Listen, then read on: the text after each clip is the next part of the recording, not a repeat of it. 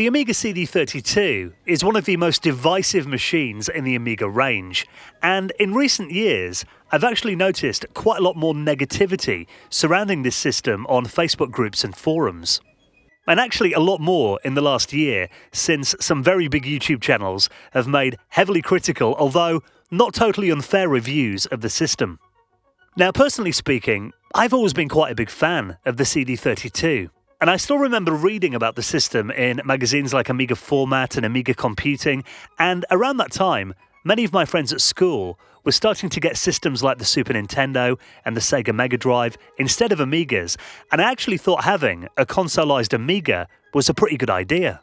And after all, most people I knew used their Amigas almost exclusively for games, and the timing did seem right in late 1993 for a CD-ROM system to break through. Now, in hindsight, the CD32 was actually destined to fail for several reasons.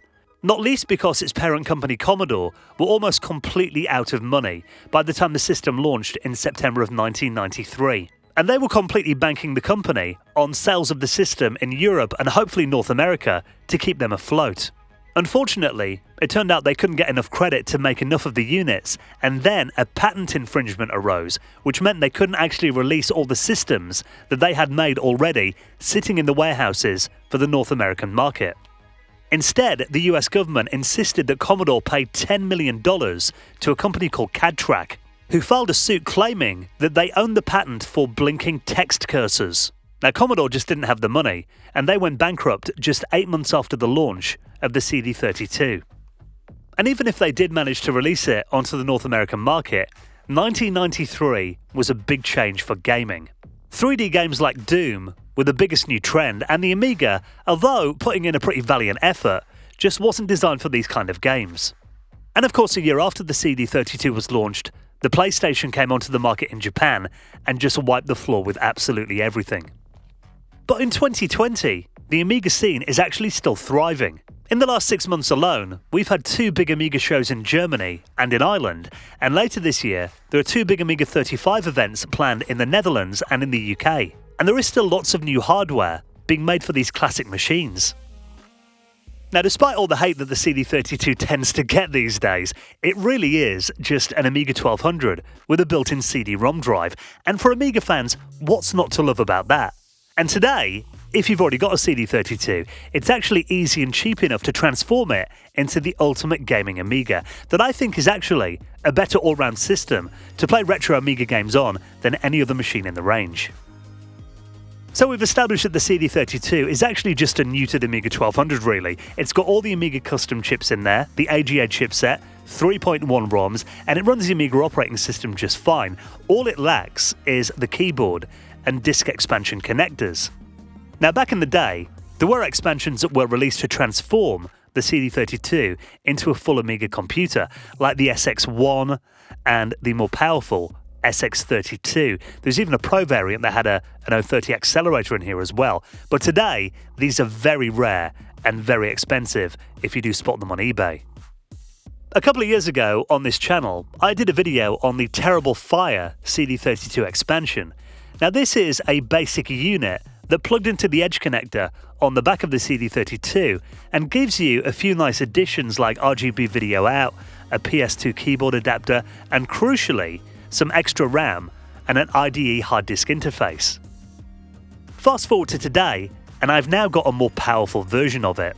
Now, this would be a good time in the video to give a huge thank you to Stephen Leary, who is the guy behind the TerribleFire project, for sending me this upgraded version of the expansion that is now a full-on accelerator featuring a more powerful Motorola 68030 CPU running at 50 MHz. And I've actually had this card for quite a while now, since about early last year. So really this is a long-term review. I just didn't get around to doing the video till now, but I have been using it regularly. And without giving away any spoilers, I absolutely love it. Now, the TerribleFire project is actually an open source design. Stephen actually gives these away to the Amiga community for people to make their own, or there are people who sell them at low profit margins or at cost on sites like EAB and Amibay. And the TerribleFire 330, as this particular card is known, has got some really nice improvements over the original expansion.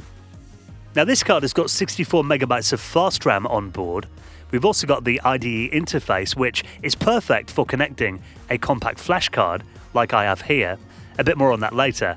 And a big improvement here, like I mentioned, the faster 030 CPU, which will give you a very nice speed boost over the 14 MHz 020 that came with the CD32 as standard. And you also need a riser to go with these boards as well that give you some breakout connections on the back. Now there are actually a few types of these at work with the various CD32 expansions. The one I've got here is by Kipper 2K, and by connecting the TerribleFire 330 into here, that will give me extra connectors on the back, like a PS2 keyboard connector and a standard Amiga RGB connector too. As the CD32 is actually the only Amiga that doesn't natively have RGB video output. Instead, they added an S-video connector, but obviously RGB looks a lot sharper. Now the CD32 actually does have a built-in keyboard connector on the side that doubles as a cut-down serial port, and you can plug in an Amiga 4000 keyboard straight into this aux connector, and that works fine, but the thing about it is, they're very expensive to get hold of these days, and they're quite big as well, which is not ideal if you want a tidy CD32 setup, maybe under your living room TV, or you just want it out the way. And in the past, I found these smaller form factor keyboards tend to be USB based, but I did spot this little keyboard at the Amiga Island show that I went to recently, and I loved how well it matched the look and even the colour scheme of the CD32, so I tracked it down and managed to pick one up myself. Now this is actually a Sunrace PS2 keyboard, and I found one on Amazon from the US, and admittedly it wasn't cheap. It ended up working out about £40 to get this with shipping from America, but that was the only place that I could find it, and I've been looking for a good CD32 keyboard that would fit nicely in this little section here of my desk, and this really works well. And you might be thinking, why on earth do I need a keyboard on a games console anyway? Well, I'll be covering that in a bit, but if you want to get hold of one of these, drop me a message and I'll forward you the link. Now the idea of this is that I wanted this to be my main system for playing Amiga games. So I've installed a bunch of Amiga games on here and a launcher onto the compact flash card. And you might know that back in the day, Amiga games were generally played from floppy disks, and if you were lucky enough to have one of the very expensive hard disks back then, it was actually a major annoyance that a lot of the games were not hard disk installable. Hence why a lot of old Amiga fans had a syndrome known as disk swapper's wrist, from repeatedly doing this with multi-disc games. Luckily today, most games are available as installed files that can be played from a hard disk or an SD card using a system called WHD Load, which makes it possible to run games and demos that were originally floppy only without needing the disks. And I've got a load of my favourite Amiga games installed onto the compact flash card, and then a launcher will run on startup called Tiny Launcher. So that means when I turn my CD32 on, instead of getting the usual insert disk screen, it will actually boot direct from the CF card into Tiny Launcher. And from here, I can navigate through the menus using the controller or the keyboard. This pad I've got here is actually a Competition Pro Honeybee controller that is a lot nicer than the awful bundle controller that you get with the CD32. But the system's actually got standard joystick ports, so I've got my favourite old school joystick, a zip stick nearby. For those classic Amiga games, it always felt a lot better with a stick. And I've got a mouse as well, as a lot of my favourite Amiga games were mouse controlled. You know, I couldn't have a retro Amiga gaming rig without having a bit of Lemmings and hired guns on there to play. So this is all stuff that I showed in my video a couple of years ago, but just to quickly recap, it is really fast and easy to launch games from this menu. Now all you do is scroll through until you find the title letter of the game you want to play from the list, and then you hit the fire button and it will load the game directly from the compact flash card at a speed that is a lot faster than you probably remember from the old floppy disks. And of course, there's no disk swapping needed either. You don't have to do anything. The system will do it all seamlessly. And obviously games that were designed for the CD32 don't rely on a keyboard, but as I said, I want this to be my ultimate gaming Amiga. I want to run all the games I played on my Amiga 500 and my 1200. So that's the advantage of having the keyboard here, as a lot of those old Amiga games did need the keyboard for functions in game and typing in, high score table names and that kind of thing. So it is useful to have one for playing games. But the best thing about it is having this keyboard connected means I can go straight back to the launcher, without needing to reboot the system when I've got bored of a game. By hitting F10 on the keyboard usually, or delete in most cases, it will take you back to Tiny Launcher. And that's the main reason I've got the little keyboard hooked up. It just saves so much time if you're blasting through a bunch of games and you don't want to have to reboot the system after each one. And just to quickly answer a question a lot of people asked me in my last video, you can run your standard CD32 games with the TerribleFire interface attached. Now all you need to do is put the CD-ROM in the drive, give it a reboot, and the CD drive has actually got the first boot priority, so it is fine just to play your old CD32 games. You don't have to disconnect it or anything. And we'll talk more about compatibility in a moment too. Now, of course, having a mouse and keyboard and a compact flash card as a hard disk replacement hooked up, you've now got a full computer, and that means you can do everything that you can do with an Amiga computer. That means I can boot it into the operating system, into Workbench, and I can run programs here just fine and play around with old school Amiga applications, pretty much anything you can do on an Amiga 1200 really. So if you want a classic Amiga system, and maybe you want to do a bit more than just play games, you can do it really well with this setup. Plus, you can use the CD-ROM drive to use application and archive CDs. For example, maybe classic magazine cover CDs and those various public domain libraries that were released back in the day. They all work really well in this setup, and it actually makes them really useful. You could even do Amiga development on this if you wanted to. If you want to make cool retro games, maybe even do a CD32 version.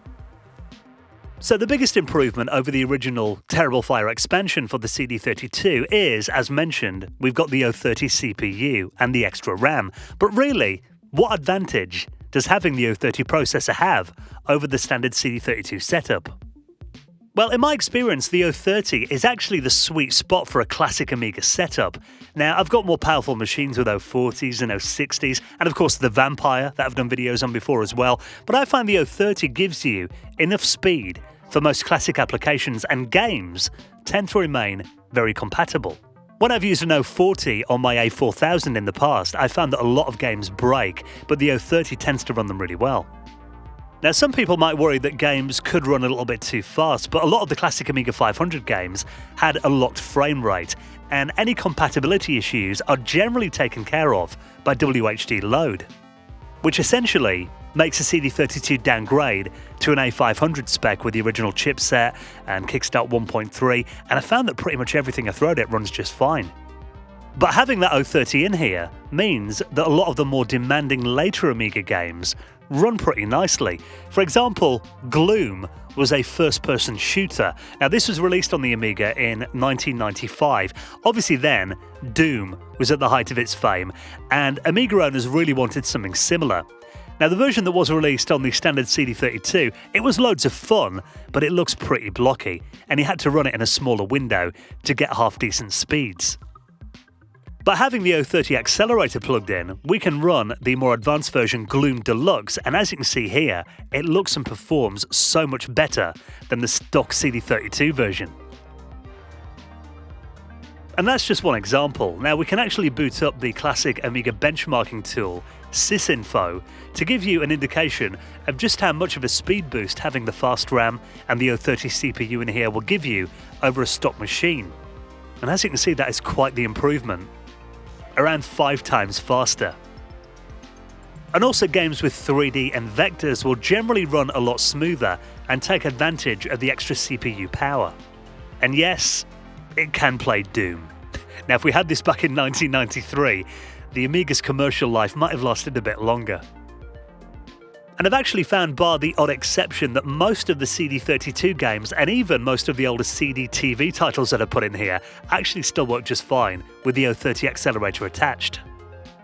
Now, while the TerribleFire expansions can be had for a pretty reasonable price on auction websites and Amiibo, places like that, unfortunately, the CD32 itself has shot up in price over recent years, and now you'll be very lucky to find one of these that is selling for less than the price it was released at new. I mean, generally I see good condition ones going for over £400 now, probably due to the fact that a lot more retro gamers have become aware of them in recent years, and they've now become a bit of a collector's item. Sadly, because by most people they're generally considered a failed or even a bad system. But as you've hopefully seen from this video, they are very capable little machines, and to be honest, this is probably my favourite way to experience classic Amiga games. With the TerribleFire expansion in there, hooked up to a period-correct RGB monitor, and you've really got the best way to experience all the classics in my opinion. So there you go, a look at the TerribleFire 330 accelerator and expansion by Stephen Leary. I've got to say, really impressed with this. Just when I thought the original expansion couldn't get any better. And I've even heard a rumour that he's working on an 060 accelerator for the CD32 next, which would be incredible. So if I manage to get my hands on one of those in the future, I will of course do an updated video. And if you like my video on YouTube, why don't you check out my weekly retro gaming podcast. Now, new episodes come out every Friday. Just search your favourite podcast client for The Retro Hour, or you can get it from our website, theretrohour.com. This week, we get some amazing insider stories from Psygnosis about games like Shadow of the Beast, G-Police Microcosm, Colony Wars, and a lot more with Ian Grieve on this week's episode of The Retro Hour podcast. And while you're here on YouTube, why not check out another one of my videos? And maybe, if you'd like to see more videos like this, consider supporting me on Patreon. Thank you for watching. I'll see you next week.